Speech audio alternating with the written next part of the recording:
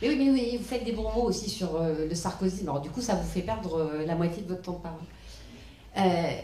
Puis enfin, la transition en fait est toute faite, c'est-à-dire qu'effectivement sur la question de la culture, on rentre dans une nouvelle ère. Est-ce que, on peut se dire que on peut réduire l'économie numérique à un aspect culturel. Il faut certainement en tenir compte. On pourrait aussi se dire que c'est une manne, ou en tout cas un potentiel économique beaucoup plus global que la simple question de la culture. Vous qui connaissez, plus que la télé, le théâtre, tous les nouveaux médias en gros. Parce que je pense que quand vous avez commencé votre carrière, on ne vous prenait pas pour un homme de culture, mais surtout un journaliste. Les deux sont liés.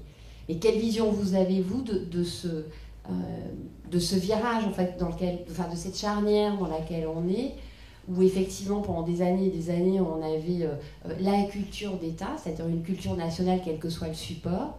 Ça a commencé avec la télévision, la mondialisation de la culture, et comment on y répond aujourd'hui, en 4 minutes.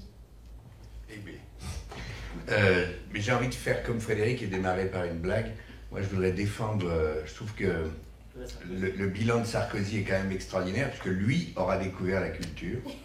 Merci Stéphane. Il l'aura découvert à la maison. Et maintenant, après 5 ans au pouvoir, il a découvert qu'il existait Rossellini, Dreyer et Marcel Proust. Et donc on l'a pas élu pour rien, il y a 5 ans. En fait, on se rend compte que depuis Malraux, qui a déjà été évoqué par nos amis ici, il a toujours fallu, pour que ce soit vraiment efficace, une culture d'État, il a toujours fallu qu'il y ait un président qui, politiquement, soit habité par cette absolue nécessité. C'est possible et c'est nécessaire, c'est presque vital. De Gaulle le savait, et puis il avait un grand ministre. Et à chaque fois, il a fallu au moins ce ticket-là, que le président soit habité par cette évidence, et qu'il ait un ministre, pas seulement un ministre cultivé, mais un ministre capable de tenir son administration.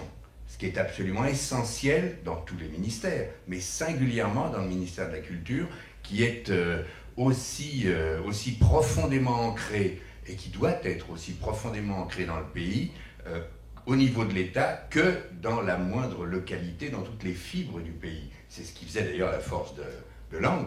Il avait le président terriblement habité, et une capacité par ses activités antérieures à maîtriser l'administration. C'est quelque chose qui sera essentiel demain. On a aujourd'hui un président de la République que je suis heureux de voir là où il est, mais qui est avant tout politique, qui n'est pas habité par la culture. Et il a cette force d'honnêteté de simplement le reconnaître, tout en disant qu'il passe sa vie à bouquiner, mais plus des bouquins de sociologie, d'économie ou de politique, que de ce qu'on appelle communément des œuvres culturelles.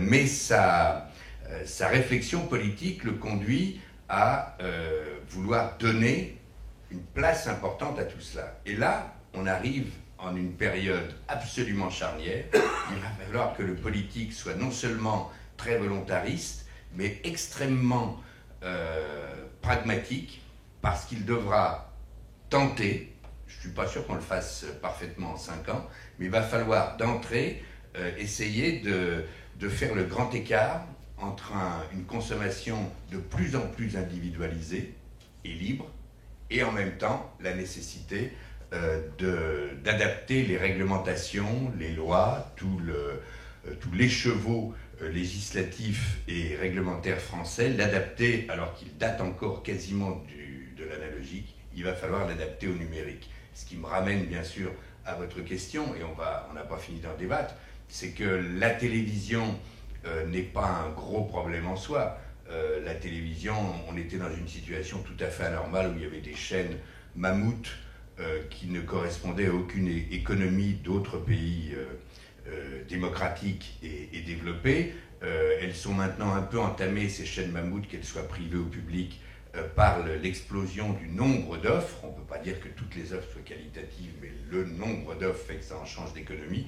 Mais c'est avant tout le travail sur la consommation de la culture numérique qui va mobiliser et qui signera, sinon l'échec ou la réussite du quinquennat de François Hollande, mais sa capacité à à aborder ce problème qui a été bricolé par la loi Hadopi.